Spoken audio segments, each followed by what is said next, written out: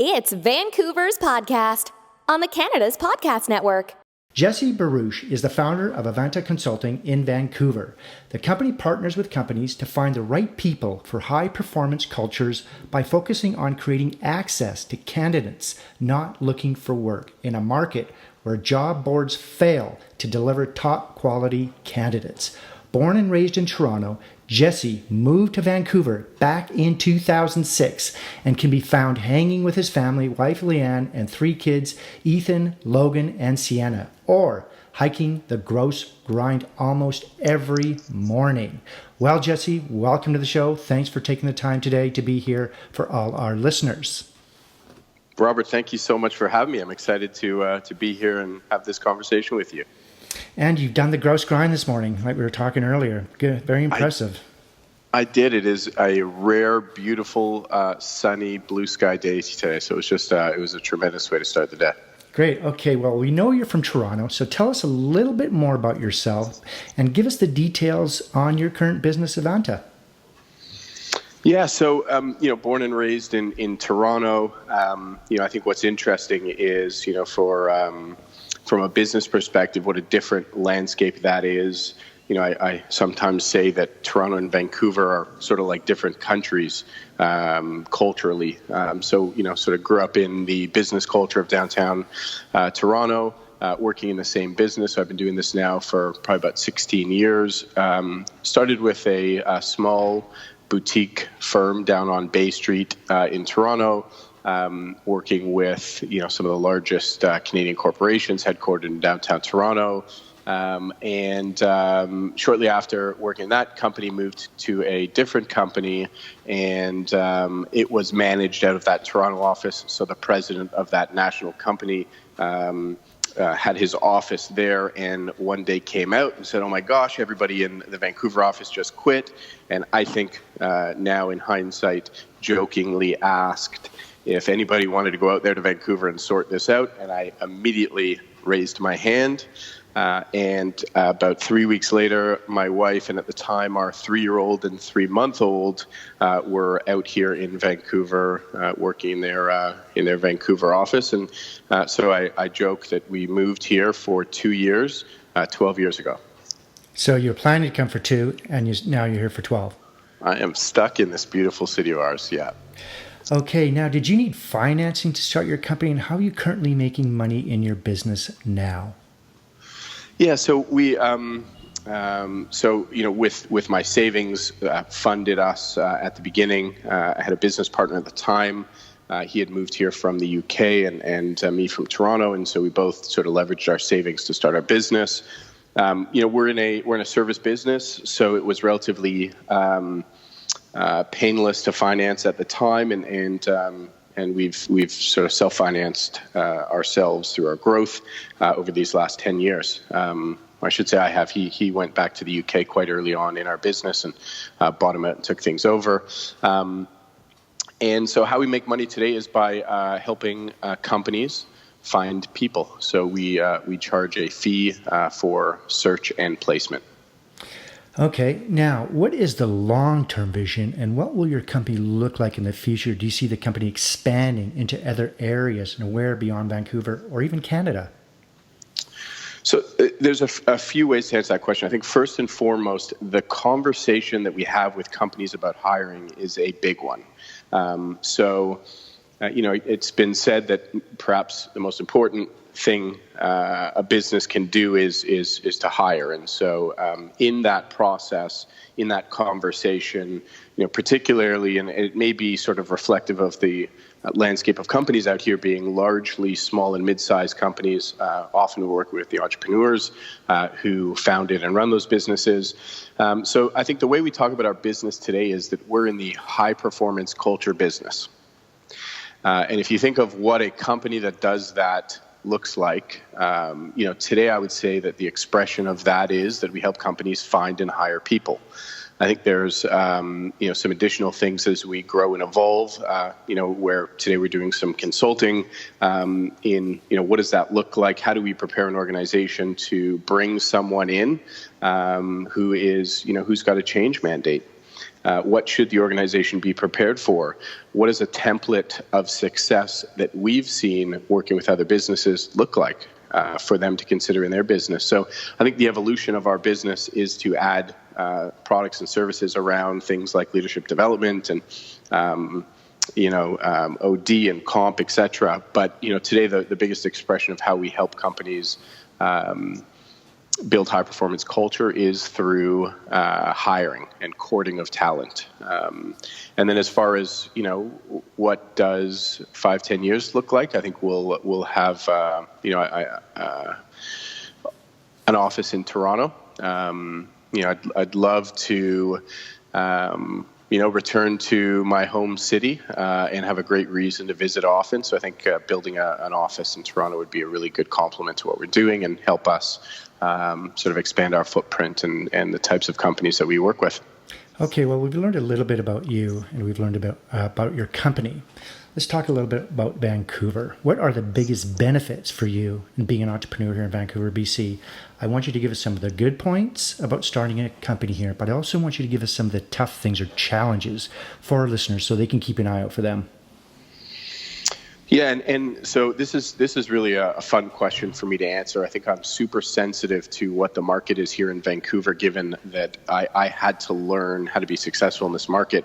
And so, while I was, an employee in Toronto, I was super successful in what I was doing out there.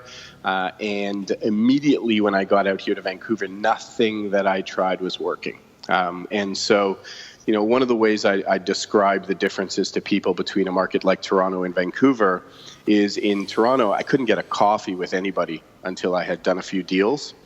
And in Vancouver, we can't even talk about work until we've had coffee. So, I think that really this is a relationship town. Things here happen through relationship. I think I'm super lucky and fortunate in my line of work. Everybody wants to have coffee with a recruiter. So, for me, it's really how we've gone about building our business is through coffees and lunches. But this concept of coffees and relationships, I think people who are starting businesses here perhaps undervalue and underappreciate the need to really focus on building relationships here, particularly if you're in a service type business. Vancouver operates through who you know, through relationships. And so, advice would be to take the time to build relationships on your journey, not only in the interest of growing and building your business, but there's just such a wealth of entrepreneurs in this city who have come before, and they've got a lot of the answers that we need. So, through relationships in town, not only will you grow and build your business, but you'll grow and develop yourself. And I think that those two things with a focus on the right business idea is really, I think a recipe for how to be successful in Vancouver. Okay, we do some of our best work outside the office. Is there a place in the Lower Mainland close to where you live or work where you like to go recharge or get inspired or just think about your business? And does it change with the season considering all the rain we get here? Yeah, I've growing up in Toronto, I did not have access to, nor did I appreciate the outdoors. But here being in Vancouver, there's really no better way, regardless of the season, whether you're getting soaking wet in the rain during the winter or, bathed in sun in the summer, starting the day off outdoors in nature, for me, we talked about it earlier, the Grouse Grind is that. So an opportunity to... So you're actually thinking about work on the Grouse Grind? I thought I would just be thinking about getting up the hill. Yeah, it's interesting. I'm fortunate enough to go with a group up the Grouse Grind, and most of us are business owners. And so what's really cool about that walk is that, we're talking business quite often. And there's a lot of coaching that happens out there, and entrepreneurs who build all different size businesses. So, so you tend to get lost in the conversation, and the hike just sort of happens. But something about being out in nature with all that fresh air, which is so unique to our geography in this beautiful city that we live in, it's a great way to start the day. And even if we're not deep in conversation, just stopping and taking a look around at the view and being surrounded by the trees. I mean, it's definitely it's hard to start days by not getting out into nature. Okay, well, we have a lot of international listeners, so this next question, I want you to speak to them. If you were to start all over again and you just moved here to Vancouver, BC, but this time you don't know anyone, knowing what you know now, what would you do and how would you go about starting all over again as an entrepreneur? That's a great question. I think one of the benefits of living in the time that we do is, social media has really opened it up. I guess I again, maybe something that I'm hypersensitive to. I think in my business, companies used to hire folks like us because we knew where to find people.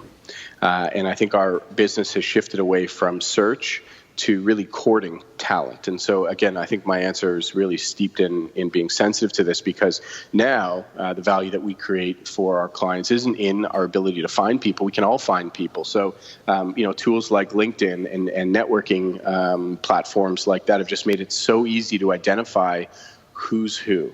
And so, I have this conversation often actually with folks who are new to Vancouver, who are coming here from other markets and have held, reasonably significant positions in other cities. And they've, for whatever reason, have chosen to or find themselves living now in Vancouver. And, I give everybody this sort of advice of leverage LinkedIn. My earlier conversation around coffee, people here are incredibly open to meeting one-on-one for coffee. So if I was new here, again, knowing what I know now, I'd spend a lot more time in the early years really focused on building out those relationships. And I would do it just by simply, doing some research online as to what the businesses are that are here, what companies are here that are interesting to me in my field. And I would start a systematic process of identifying who individuals who work in those companies are. And I would set a target for myself on going out and meeting some of these folks, not from the perspective of needing something from them, but from a place of curiosity as to what's going on in those businesses, in their world. And you can learn a tremendous amount through having those types of conversations. Okay, do you think entrepreneurs have to be weird or unique in a positive way, or are wired differently? Yeah, that's a good question. And, I through this work that I do, meet so many entrepreneurs. So it's interesting, like what's common, what's learned, what's innate, what is a common skill set. And I don't know, I've seen folks who are, really their gift is creativity. And within that, tends to be sort of a competing skill set of structure and discipline. And I've seen some folks who are incredibly structured and disciplined and not very creative. And I've seen both build really good, strong businesses, by creating teams that help support whatever it is that their gift or talent is. So, I think that an entrepreneur must have a desire to make a change, create an impact, and a desire and a commitment to creating a future that otherwise wasn't going to happen. And besides that, I think that entrepreneurs come in all shapes, sizes, backgrounds, and I do believe anybody can be an entrepreneur if they make the choice to pursue that career. Yeah, and being persistent, I think, is a big one too, right? Absolutely. Setting those goals and sticking to them. Okay, what books are you reading now and why, or even audiobooks? And can you recommend any books for our listeners who are also aspiring entrepreneurs? Man, and podcasts too. I mean, what a tremendous amount of information available through podcasts. I admittedly fell out of reading for a while there, and audiobooks have really brought me back. So it's just such an easy way, walking between meetings, I'm always plugged in and listening to something. So I read a few lately that have really stuck out. Tim O'Reilly's What the Future an insider's look into Silicon Valley and technology from someone who's been at the forefront of tech. So that's really been an interesting one as we all consider how technology is coming to disrupt our industries. So from the perspective of, creating our own futures in business so that the future doesn't one day swallow us up, have really enjoyed that book. To 10% Happier is another one that I've just read recently. And that's a book on mindfulness and meditation. That's by Dan Harris. So I'm always trying to balance out reading between books that, provide business insight to books that are really focused on growth from a personal perspective, personal development. So, I think that one, we're all insight junkies and we all love to learn insights and how other people have done it, et cetera. But I also think that there's a tremendous amount of learning and personal development and growth in taking ourselves on that as entrepreneurs, we simply have to do. So I'm always trying to balance out those two areas. Any online or offline tools that you use on a daily basis? Could be Skype, this could be Google Docs, anything like that? Paper and pen? I think Slack has really helped us be a lot more efficient at work in terms of our internal communication. I think that, almost all my client communications have moved on text now. So I think that the sort of barriers around texting has really come down to the point where almost all of my communication with our customers and clients happens over text. So, with Slack and text are my sort of go-to communication tools, and then emails for documents, et cetera. But, that we're in the people business. So all of that aside, I love to pick up the phone and talk to people. If you weren't doing what you do now, what would you like to do for a profession? Wow, that's a tough question. I absolutely love what I get to do now. I think that what I love most about it is just an opportunity to get a peek under the covers at all of these different businesses and get access to other entrepreneurs. So for me, the combination of helping businesses unlock whatever it is that's going on for them. And tackle those problems and just the learning that I get in doing that.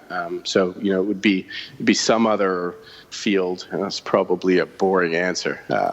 Maybe an astronaut or a race car driver, but getting to work with businesses, for me it's the coolest job that I can think of. What kind of a job would you not like to do? Couldn't do it? I have such respect for anybody who can build things with their hands. My wife has a long list of things around the house. I joke that it takes me 6 months to change a light bulb when it goes out. I have such respect for folks who can work with their hands and are skilled at building things and creating things. It's like the last thing it's my last go-to when everything else that I like to do is done. Then I'll pick up the tools. So I just have so much respect for people who are able to work with their hands.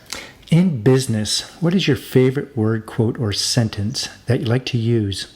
Yeah, I have so many. Do you have one that stands out? I'm blanking right now on one that comes to mind. I'm blanking on that right now. What is your least favorite word or sentence you do not like to hear in business? I'm clear on that. I think that, that's just the way it is.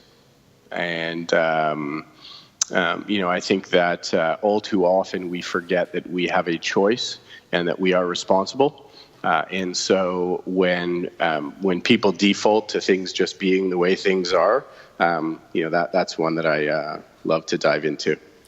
If you had to pick one or two words to describe yourself, what would it be and why? I think tenacious. I think in the job that we do, it takes a level of tenacity, and the other would probably be persistence. So probably those two. Okay. What keeps you up at night, if anything? The choices that our customers have that are that our employees are making. It is the conversation about, have we given people all the information? Do they have the clarity that they need to make the right choices for themselves in their lives, in what they're creating with their businesses, and in what they're creating for themselves in their jobs and their life? I'm always reflecting back to ensure that we've done our work in our job to really create the clarity for folks who work in our business. Do they have all the information? Is their path clear to our clients? Have we really vetted out what business problem that they're looking to solve, and our candidates, are they making the right decisions for themselves? So, really practicing, helping folks creating clarity, and there'll be times where something will come to me that we just hadn't thought of and hadn't brought up in conversation yet, and so those are the conversations that I'm always playing over back in my head. Okay, I want you to give us the top 3 things on your inspired life list. This could be a bucket list of any sort, whether you want to write books, TEDx talk, you want to travel more, philanthropy, anything like that. Yeah, definitely travel. So, one of the commitments that my wife and I have is that we will take the opportunity to explore the world. Her and I have recently started traveling again. The children now are at an age where we can leave them with a nanny and hit the road. We were just in Israel, and we've got another trip coming up to Seoul. For me, travel is a huge passion and something that's super important to me. And another is philanthropy and giving back. Our office is located in the downtown east side in Vancouver, in Railtown, which on one hand is an up-and-coming area, and on the other hand, has a lot of social issues. So, getting involved with the community down here is important and something that we do. And then on a global level, there's a few organizations who, we're partnering with some initiatives there. So, really, personal, travel is a huge passion, and then, philanthropy and creating opportunities for others, and really giving back that way is important. Okay. Do you have any advice that you may have received that you can pass on to entrepreneurs throughout BC? I'm not so sure that it's a piece of advice. Or maybe it is. I think that the understanding that the journey really is the destination. And I think we've all got this conversation going on in our heads that one day my business will be large enough that I can do these things, and one day I'll have enough money that I can then be this way or do these things. And I think the thing that I try to use to ground myself is that this is it. This journey that we're on in building our businesses and creating our lives, I mean, this really is it. There won't be this day where, we take this step through these gates and we're there. I think that the journey being the destination would be the advice, and to really ensure that that we're doing what we love, and that we're enjoying the journey, because this is really it. And so I think that would be the advice I'd give to folks. And have fun along the way, as opposed to just being... And have fun. Okay, are you ready to have some fun? Let's do it. Okay, Jesse. As you know, entrepreneurs are always connected, very, very busy people, always on the go, and always connected to clients, or they're connected with staff, or you name it, always busy. We're going to take you away from all that. There's a small tropical island just off of Fiji that only has one phone booth there. There is no internet. This place does exist, by the way. We're going to drop you off there, and you won't have a computer or a smartphone or a tablet. You can use the phone booth located there anytime to call the boat. We'll come pick you up. How long would you last before you made that call, and what would you do while you were there? It would be the best 8 minutes of my life. So I think I'd quickly figure out. I'm a routine guy, so I'd try to figure out a routine, and it would have to involve two things. One is fitness, and the other is eating. So I would need to, figure out a fitness routine for myself, and then I need to figure out the food situation. I'm a foodie, so, whether there's some cool restaurants or some amazing ingredients that I could take and go prepare my own food, I think I could live comfortably, working out and having that food adventure for a while. Okay, so you would say what, maybe a couple days, 3-4 days? I'm going to say 2 weeks. 2 weeks. No internet, no connection. That's okay. No internet. It would be amazing. Okay. Yeah. Okay, we're going to wrap things up. How can our listeners get hold of you? And is there anything you'd like to add before you leave us today? Yeah, no, only thank you so much for having me on. Thank you for doing this, Robert. I think this is such an amazing resource for entrepreneurs to be able to, plug in and learn about what other folks are up to. So thank you so much for doing this. Well, thank you. This podcast it's great in this city of ours. And you can find us at avantaconsulting.com. And of course, please find me on LinkedIn. And I would love to go for coffee with you. So you can always shoot me a note on LinkedIn. Is there any coffee shop you usually go to? JJ Bean is sort of my go-to, but I do not discriminate. Okay, great. Okay, Jesse, well, thank you for coming on the show. I've learned a lot about you, and I'm sure our listeners have as well. Awesome. Well, thank you again for having me on. Great. Okay, we'll see you next time.